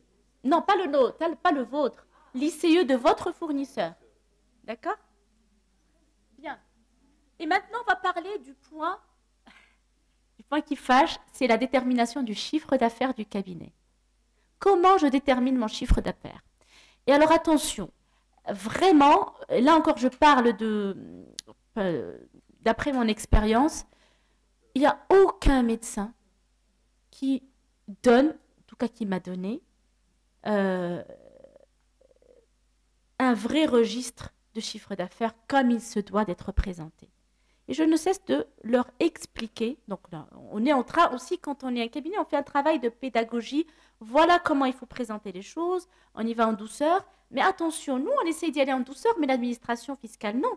Je ne sais pas si vous avez entendu parler de médecins qui se sont fait contrôler et à qui on a demandé des factures. Est-ce que vous avez eu écho de ça? Eh bien, sachez que vous avez l'obligation de donner des factures à vos patients. Il ne faut pas dire non, ce n'est pas possible. On appelle ça des notes d'honoraires. L'équivalent d'une facture pour un médecin, c'est une note d'honoraire. À chaque fois que vous avez un patient, même s'il ne demande pas sa note d'honoraire, vous êtes obligé de l'éditer et de la classer chez vous.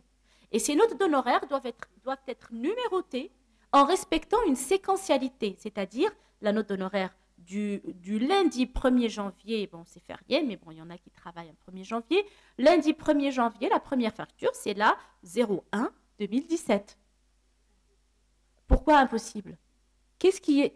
Pourquoi c'est impossible? Il n'y a pas d'impossible. Vous avez des secrétaires? Ben si. Vous n'enregistrez pas vos consultations sur les registres pour pouvoir contrôler quels sont le nombre de patients qui sont arrivés dans votre cabinet? Ben, si vous arrivez à faire ça, eh ben, en fin de journée, votre secrétaire, elle peut très bien éditer le nombre de factures correspondant. Oui, c'est une obligation. Les garder dans un classeur, c'est ça votre chiffre d'affaires. Numéroté.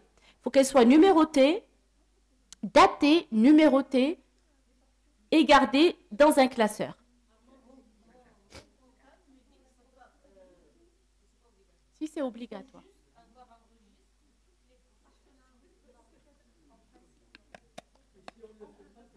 Il faut avoir le registre. Le registre, ça permet de contrôler que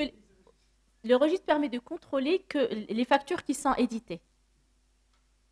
Mais vous allez voir, ça c'est une obligation. Mais en fait, il y a l'obligation, il y a ce qui est conventionnellement, il y a l'habitude.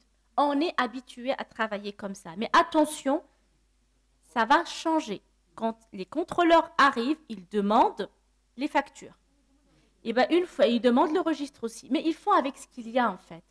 Quand ils ne trouvent pas de facture, ils demandent le registre pour au moins pouvoir reconstituer le chiffre d'affaires. Et même quand il y a des factures, ils demandent le registre pour recouper, pour être sûr qu'il n'y a pas eu d'oubli ou d'omission. Mais normalement, vous devez éditer des notes d'honoraires. Aussi, ce point s'applique pour les médecins qui travaillent avec les cliniques.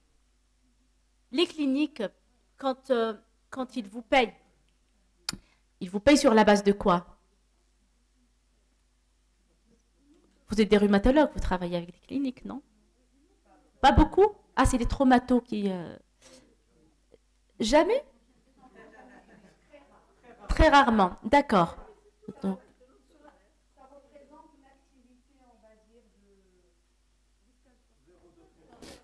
D'accord, donc je n'ouvre pas cette parenthèse. D'accord. Mais ceci étant, si vous avez l'occasion de travailler avec des cliniques, normalement, quand vous intervenez en une consultation en clinique ou autre, vous devez remettre à la clinique votre note d'honoraires au nom du patient. Généralement, les médecins ne le font pas. À ce moment-là, quand la clinique vous règle, elle vous demande de signer une note d'honoraires. C'est bien ça. Eh bien, elle fait votre travail à votre place. Parce que la clinique, si elle n'a pas cette note d'honoraires, eh bien, elle se fait taper par les doigts par l'administration fiscale. Et sur la base de cette note d'honoraires qu'elle vous a fait payer, eh bien, elle déclare votre nom dans la déclaration dont j'avais parlé au tout début, la déclaration des honoraires. La clinique? Oui. Ah ben oui. Oui. Oui. Oui, c'est encore... Oui. Non. Non. L'administration fiscale n'a pas le droit pour le moment de consulter ou de rentrer dans un... Parce que vous avez l'avantage quand les médecins, c'est déjà l'opposition du secret professionnel à l'administration médicale. Parce que l'administration fiscale, vous avez les noms des patients et vous avez les diagnostics. Secret médical. Non, tout le monde. Normalement, le secret médical est opposable à l'administration fiscale. Il n'est pas opposable, plutôt s'il y a un problème juridique, hein, je pense. Mais sinon, c'est... Oui. Là, il n'y a pas de... Vous savez, là, on parle vraiment du contrôle fiscal. Quand il y a un contrôle fiscal, le fisc ne se prend pas la tête à chercher si un malade est venu chez vous ou pas. Il va prendre toutes les pièces lui permettant de reconstituer votre chiffre d'affaires. Oui, bah oui. Il va, une fois un médecin est contrôlé, sachez que quand on vient chez vous, on a déjà fait l'enquête. Donc, ils ont enquêté au niveau de la CNSS, au niveau des mutuelles, au niveau de la... Et pas que ça. Ils ont fait des recherches sur vos relevés de vos comptes bancaires.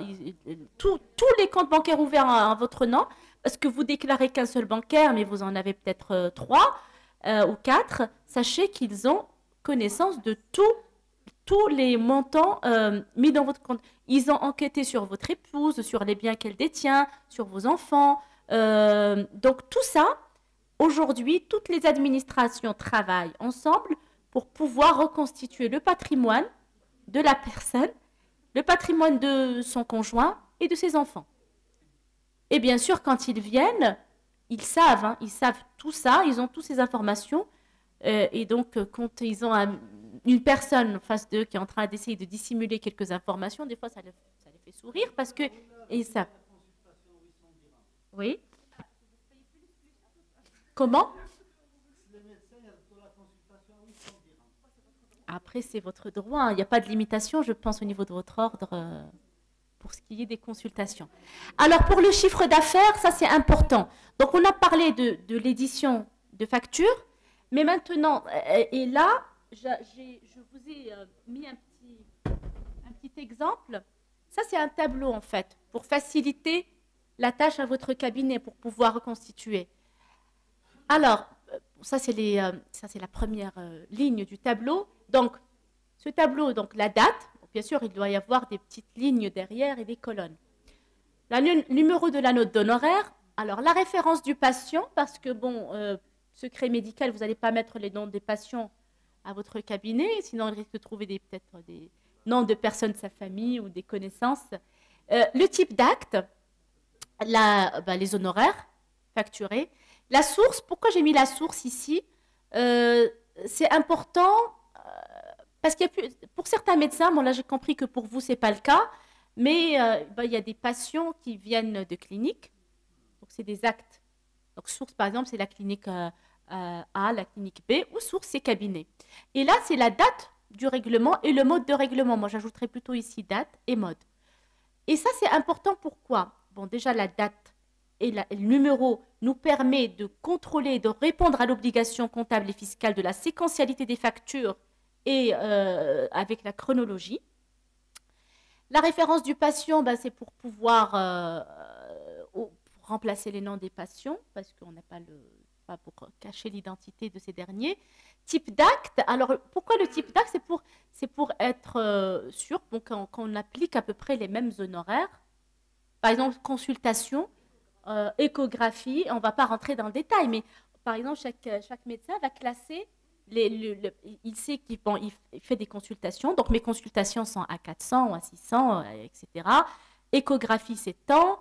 Je ne sais pas ce que vous faites encore, mais après, vous faites 5 ou 6 types, vous catégorisez un peu votre chiffre d'affaires pour permettre, parce que pour chaque type d'acte, votre cabinet va lui donner va le codifier pour vous permettre aussi de savoir combien vous avez chiffré sur chaque type d'acte. La source, alors si c'est des cliniques, l'importance de la précision, c'est que si vous n'êtes pas encore payé, parce que imaginez là, pour certains médecins, ils font des actes dans des cliniques, mais ils ne sont pas payés tout de suite, surtout pour les mutualistes, CNSS. On attend que le patient paye pour payer le médecin. Donc, ça permet de faire le suivi des créances clients, parce que pour le médecin, la clinique est un client, et je fais le suivi. Même, par exemple, au mois de décembre, j'ai fait un acte, je ne suis pas encore payée.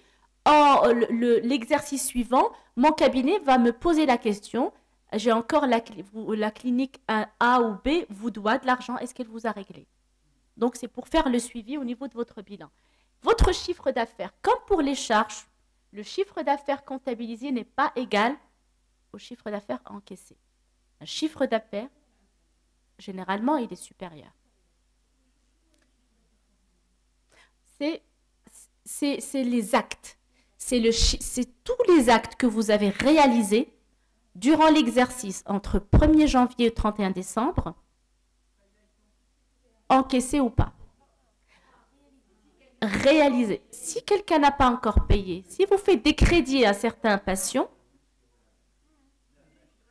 pas de non, on ne parle pas des réductions, des crédits. Oui, oui,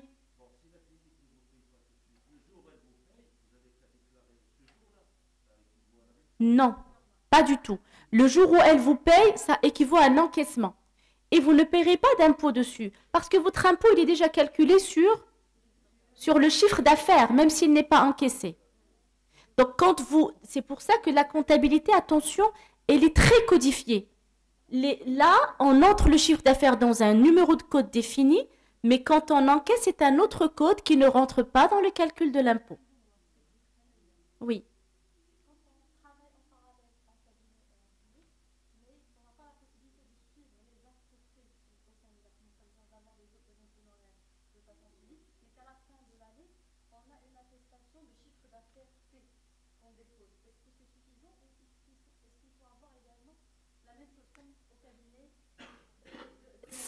Franchement, si vous suivez ce tableau-là, bah, quand vous intervenez en clinique, mettez-la. Pourquoi?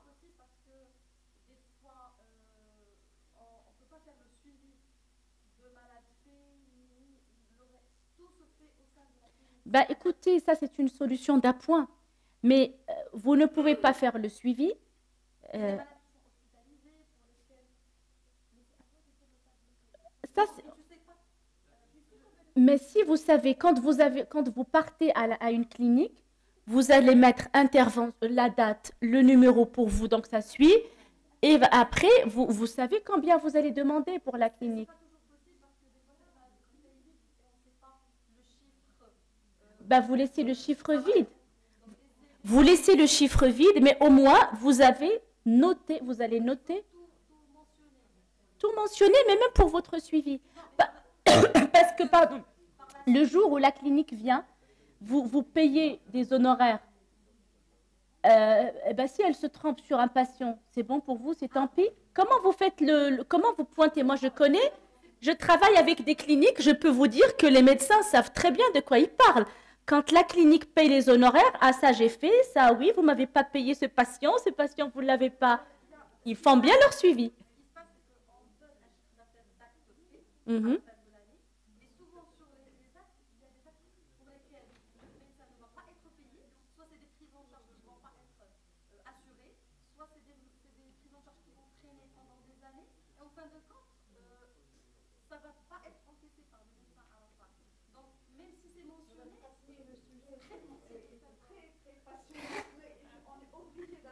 D'accord. Peut-être qu'on en reparlera. D'accord. Donc, pour le chiffre d'affaires, en tout cas, ça, c'est la règle. Après, c'est vraiment au cas par cas, mais sachez qu'il faut prendre le temps, en fin de journée, une petite demi-heure, je pense. C'est pas trop demandé de faire le point sur sa journée. J'ai fait des temps de consultation en cabinet. Vous avez des assistants pour vous aider à le faire. Ben, je pense qu'ils sont payés aussi pour faire le suivi. Si vous leur ajoutez ces tâches, je crois qu'ils sauront bien faire. C'est pas sorcier, c'est pas compliqué. Ensuite, c'est ce tableau-là que vous remettez en fin de semaine ou en fin de mois, comme vous voulez, à votre convenance au cabinet. Ce tableau doit être cacheté, signé, avec un total. Et c'est ce qui représente votre chiffre d'affaires. Très rapidement, pour les cliniques donnent le chiffre, mais franchement, la meilleure solution, c'est celle-ci, parce qu'ils ne sont pas obligés aussi de vous donner ces chiffres-là. Parce que ça relève de leur comptabilité interne à elles. Donc, à ne pas faire, et ça je l'ai précisé au départ, le médecin ne doit surtout pas attendre la fin de l'année pour donner ses documents comptables. Votre expert comptable ne peut pas estimer votre chiffre d'affaires à votre place. Ce n'est pas à nous de le faire, c'est vous qui nous donnez vos chiffres, c'est à vous de nous donner votre tableau cacheté, signé, et c'est à vous d'éditer les factures correspondant à vos actes au cabinet. Et bien sûr, un dossier remis au cabinet tardivement risque fortement d'être bâclé. Donc voilà pour cette partie obligation calendrier. Donc très rapidement, pour revenir à mon sommaire, on a parlé donc des 2 points et maintenant on va attaquer très rapidement, ça va aller plus vite, des particularités du statut personne physique, du statut personne morale et bien sûr l'exercice en libéral. Alors, maintenant, vous exercez presque tous en personne physique et on va rapidement parler de ces particularités. Qu'est-ce qui est particulier? On va parler des particularités des personnes physiques et morales sur le plan juridique, fiscal, social et au niveau du plan de la gestion du cabinet. Alors, sur le plan juridique, les particularités de la personne physique, de votre type d'exercice actuel. Alors, il n'y a pas de distinction entre la personne privée et le professionnel. Il y a une confusion. Vous êtes médecin, vous êtes monsieur Intel. Votre patrimoine et votre cabinet ne font qu'un. D'ailleurs, quand vous êtes contrôlé fiscalement, enfin, s'il y en a qui ont vécu cette expérience-là, on prend tout, en fait, tous les relevés de compte. Il n'y a pas de distinction entre relevés professionnels, personnels. Tout est contrôlé et vérifié. Alors, et le point négatif de ça, qui est vraiment on va dire le seul point négatif, et qui est quand même le plus lourd, c'est que le professionnel est indéfiniment responsable des dettes de son cabinet sur l'ensemble de son patrimoine. Si le cabinet a des dettes, notamment des dettes fiscales, parce que souvent c'est des dettes fiscales en cas de contrôle, eh bien on peut saisir ses biens, ses propres biens, etc. Donc il est indéfiniment responsable. Il n'y a pas, comme les sociétés commerciales et SARL, il n'y a pas cette limitation de la responsabilité, qui elle est limitée aux apports. Sur le plan fiscal, bien sûr, le médecin doit déclarer son revenu global. Et quand on dit, pourquoi on dit global? Parce qu'il met ici les revenus professionnels liés à son activité professionnelle, mais s'il a également des revenus fonciers, s'il a des biens qu'il loue ou autres, il doit déclarer ses revenus fonciers. Si c'est un retraité, il doit déclarer ses retraites et tout autre impôt, revenu passible de l'impôt sur le revenu. Il y a plusieurs revenus catégoriels, tout est déclaré dans cette déclaration. Et en cas de contrôle fiscal, le contrôle peut s'étendre à la situation globale du professionnel, c'est-à-dire contrôler son patrimoine. Où est-ce que vous avez, comment vous avez, si j'ai une déclaration, un chiffre d'affaires pas assez élevé, on peut aller jusqu'à me poser comment vous avez pu acquérir ce terrain, cet immeuble, cette maison, cette voiture, etc. Donc, ça peut aller jusqu'à en fait, l'administration fiscale a le droit de vous challenger sur votre mode de vie. Vous roulez dans une voiture pareille, vos enfants sont scolarisés dans cette école, vous payez tant, alors d'où avez-vous tout cet argent? Et ça, c'est... Ben oui, de toute façon, pour l'héritage, et ça permet de justifier.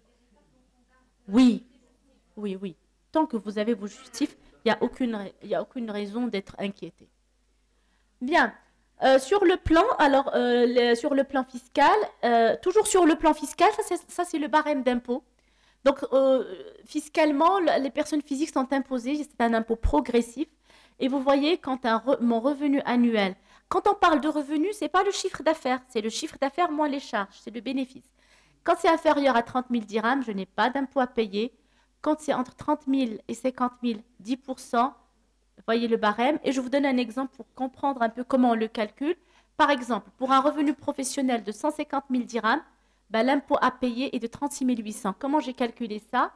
On est dans cette partie-là, 150 000 dirhams.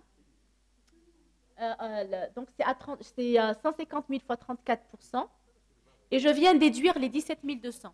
Les 17 200 correspondent tout simplement aux tranches avant. Parce qu'en fait, vous n'êtes pas imposé sur 150 000 dirhams, on ne multiplie pas ça que par 34%. C'est tranche par tranche. C'est en fait les 17 000, c'est la tranche de 50 000 dirhams à 10%, moins la tranche de 60 000 dirhams à 20%. C'est ce qui nous donne ces sommes à déduire. C'est juste un raccourci de calcul pour avoir 36 000 dirhams 800. Et voyez que pour un revenu de 340 000 dirhams, un bénéfice, il faut s'acquitter de 104 000 dirhams d'impôt, 38% fois les 340 000 moins les 24 400. C'est comme ça qu'on calcule un peu votre impôt final. Mais bien sûr, on arrive à ce résultat qu'après avoir pris beaucoup de temps à constituer, à analyser votre bilan. Et il y a un point, c'est que si vous avez des enfants, ça concerne surtout les hommes et pas les femmes malheureusement dans notre pays, c'est que vous avez des déductions d'impôts liées à vos enfants à charge. On est encore dans une société où on accorde des déductions pour les hommes et pas pour les femmes, mais en même temps, rassurons-nous, c'est des petites déductions. Si vous avez un enfant à charge, vous avez une déduction de 360 dirhams par enfant à charge. Par an. 30 dirhams par jour. Et votre épouse, vous bénéficiez également de la part, de déduction de part de vos épouses. Donc, vous avez 2 enfants, donc vous avez 360 x 3, épouses incluses. Pour les femmes, non, elles payent taux plein. Oui. Par an, oui, c'est ridicule. C'est ridicule, mais c'est comme ça. Pardon.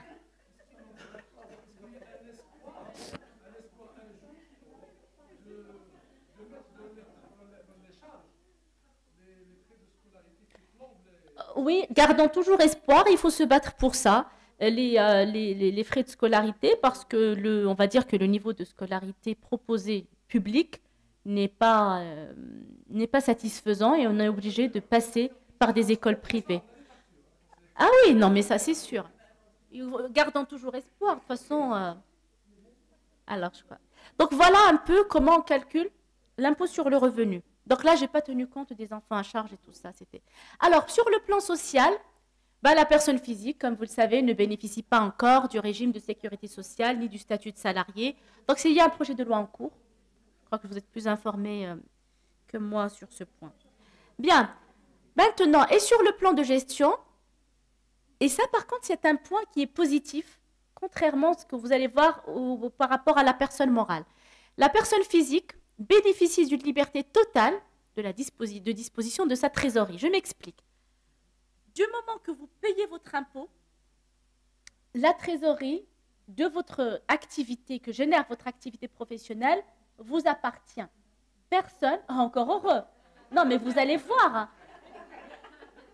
Vous qui vous battez pour passer en société, vous allez voir qu'en société, ce n'est pas du tout le cas. D'accord ? Donc ça, c'est le gros avantage de la personne physique. C'est que je paye mon impôt, je ne suis plus inquiétée. Ça, c'est mon argent, j'en fais ce que je veux. Personne ne peut venir. Il faut juste que l'impôt payé soit basé sur une base correcte, enfin admise fiscalement. Donc voilà en gros, vraiment très sommairement, les particularités de la personne physique. Passons maintenant à la personne morale. La personne morale, c'est société. Pareil sur les 4 volets juridiques, fiscal, social et de gestion. Alors, sur le plan juridique, il faut savoir que la seule forme juridique admise pour vous, pour le cabinet médical aujourd'hui, c'est la société civile professionnelle, la SCP. Ce n'est pas encore la SARL. Et il faut être au moins 2 personnes pour la constituer. C'est-à-dire, si vous voulez exercer à titre individuel, vous ne pouvez pas exercer en société. Il faut être au moins 2. Non, non. Alors, oui, il n'y a aucune... si ce n'est pas votre ordre qui fait cette limitation, en tout cas, au niveau de la loi fiscale, il n'y a pas de problème. Alors, cette dernière, c'est-à-dire la SCP, par contre, il faut savoir qu'elle ne bénéficie pas des mêmes avantages juridiques. On ne parle pas de fiscal, mêmes avantages juridiques que la SARL, la société à responsabilité limitée. Mais reste plus avantageuse juridiquement que la personne physique. Pourquoi ? Tout simplement parce qu'elle permet d'éviter la confusion du patrimoine. Quand j'exerce en société, je crée une personne morale à part entière. C'est une autre personne qui n'est pas moi. Moi, je suis associée dans cette entité. Et donc, je ne suis pas inquiétée en cas de contrôle. S'il y a un contrôle fiscal, c'est la société qui est contrôlée, ce n'est pas moi. Donc ça, c'est le seul avantage, on va dire, de la SCP pour le moment. Pardon ? Oui, mais attention, il est énorme, oui, par rapport au contrôle de la situation de la personne. Par contre, il y a une petite inquiétude quand même, c'est qu'en cas de dette de cette société, la personne morale ou les associés sont solidairement, il y a une solidarité en fait de responsabilité des dettes. C'est pas comme la SARL. C'est ça le plus gros avantage de la SARL. Au niveau de la société à responsabilité limitée, ma responsabilité en tant qu'associé est juste limitée à mon apport. C'est-à-dire, j'ai apporté 100 000 dirhams. Ben, si la société est à 1 million de dirhams, moi, je perds ma mise de 100 000 dirhams. Et je ne suis pas inquiétée par rapport à mes biens propres. D'accord? Contrairement à la SCP, ce n'est pas le cas. Donc, si la SCP a 1 million de dirhams, eh ben, je suis obligée, associée de cette SCP avec mon co-associé, de se partager la poire en deux et apporter de nos fonds propres 500 000 dirhams chacun. Mais ce qui est plus grave, c'est que s'il y a un problème juridique, la partie opposée peut se retourner contre une seule personne, d'où la solidarité. Une seule personne des deux associés, récupérer les 1 million de dirhams, et généralement on se retourne contre la personne la plus solvable, et c'est à l'autre associé de se retourner contre son co-associé pour récupérer les 50%. Donc voilà, ça, oui, mais malheureusement c'est comme ça. C'est ça l'inconvénient de la société civile professionnelle. Il faut quand même être vigilant par rapport à ce point, oui.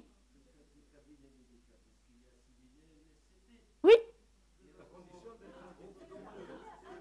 Le cabinet médical de groupe, le cabinet en groupe. Vous restez en personne physique. Ouais, il faut être deux pour. Donc c'est-à-dire vous voulez absolument passer en SCP, il faut que deux médecins décident de s'associer en société civile professionnelle. Et bien sûr le dispositif juridique qui s'applique c'est le DOC, c'est tout ce qui est droit des obligations contractuelles et ce n'est pas le code de commerce qui lui réglemente les sociétés commerciales type SARL et SA. Sur le plan fiscal, la SCP, l'avantage, c'est qu'elle bénéficie du même régime fiscal que la SARL. Pardon. L'impôt payé par la société civile professionnelle, c'est l'IS. Et depuis la loi de finances 2018, contrairement à ce qui se passait avant, l'IS devient proportionnel aussi selon un barème. Avant, ce n'était pas le cas. Nous avions 30%. Après, nous avions un IS... maintenant, il est plutôt progressif, pardon, pas proportionnel. Donc, on a un barème encore pour l'IS. Quand mon résultat fiscal est inférieur à 300 000 dirhams, mon taux d'IS est de 10%. Vous voyez la différence tout à l'heure? 180 000 dirhams, 38%. 300 000 dirhams, 10%. Ah oui, attention, je n'ai pas encore tout dit. Hein, ne soyez pas... ne tapez pas sur la personne physique. Vous allez voir qu'au final, ça revient presque au même. Mon résultat fiscal entre 300 000 dirhams et 1 million de dirhams, je paye 20% d'IS. Mon résultat fiscal est supérieur à 1 million de dirhams, mon taux d'IS est de 31%. Chiffre d'affaires, moins charge. Oui. Mais attention à un point qui est souvent oublié, c'est la retenue à la source de 15% quand je décide de distribuer les dividendes. C'est-à-dire, j'ai réalisé un résultat fiscal de 1 million de dirhams, pour faire facile. Je suis content, je vais dire, bon, je vais payer 20% dessus. Ça, c'est mon bénéfice. Donc, je paye 200 000 dirhams. Très bien. Je suis content, je vais récupérer combien? 800 000. Ça, dans le droit des sociétés, c'est un dividende que je récupère.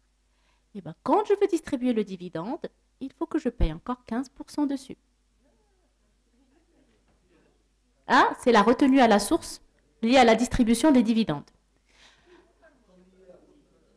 Au final, si vous voyez, c'est 20 plus 15, presque 35. Bon, mais maintenant, les 15%, ils sont calculés sur 800 000, pas sur 1 million. Donc, légèrement en dessous. Ce qui fait, il ne faut pas trop s'emballer quand on parle de société et de régime fiscal. Il ne faut pas oublier parce qu'on a tendance à regarder que l'impôt sur le revenu et on oublie la retenue à la source de 15%. Et attention, donc il y a la retenue à la source de 15%, mais il y a un gros inconvénient, et ça pourrait être contraignant aux médecins, c'est au niveau de la gestion. Et on verra ça tout à l'heure. Donc attention aux dividendes, il faut quand même faire son calcul avant de décider de se lancer dans l'aventure société. C'est un impôt sur la distribution de dividendes. Bah parce que le législateur a décidé qu'il en soit ainsi. Non, non, parce que en fait, c'est pas ça. Hein. C'est un peu plus compliqué que ça. Ça, c'est lié, ça concerne plusieurs sociétés, mais il y a des sociétés qui remontent leurs dividendes à des sociétés mères type holding et ils ont des avantages et eux ne payent pas les 15%. Donc, c'est un peu... mais voilà, pour vous, c'est un impôt. Très bien. Alors, sur le plan social, l'associé gérant bénéficiera des avantages de la CNSS, des prestations de caisse nationale, les allocations familiales, l'AMO, etc. et des pensions à l'âge de la retraite. C'est-à-dire quand vous êtes médecin associé d'une SCP, vous pouvez être gérant de cette société et bénéficier des avantages de la CNSS, bon, qui ne sont pas énormes, mais surtout vous versez un salaire aussi si vous avez envie, donc c'est un peu un petit avantage. Maintenant, sur le plan de gestion, et c'est là que ça peut contraigner, c'est que le médecin déjà devra se dissocier de son cabinet qui formera une personne morale distincte. Ainsi, tous les revenus du cabinet appartiennent à la société et non plus au médecin. C'est-à-dire, machine on va travailler à deux et après, dès que je et puis non. Tout ce qui est gagné rentre dans la caisse et le compte bancaire de la SCP, et après, à la fin de l'exercice, la société paye ses impôts, et après, au moment de la distribution des dividendes, on paye les 15%, et c'est à ce moment-là que je peux récupérer mon argent. Je n'ai pas le droit de prendre de la caisse de la société. C'est un abus de biens sociaux. Hein? Si, vous pouvez avoir un salaire de gestion. C'est-à-dire, vous pouvez, après, vous êtes libre de vous octroyer un salaire, mais qui dit salaire, dit impôt sur le revenu, sur le salaire, charge sociale. N'oubliez pas ça. Hein? Oh, c'est pas grave, hein? Oui, la même loi, il n'y a pas de souci.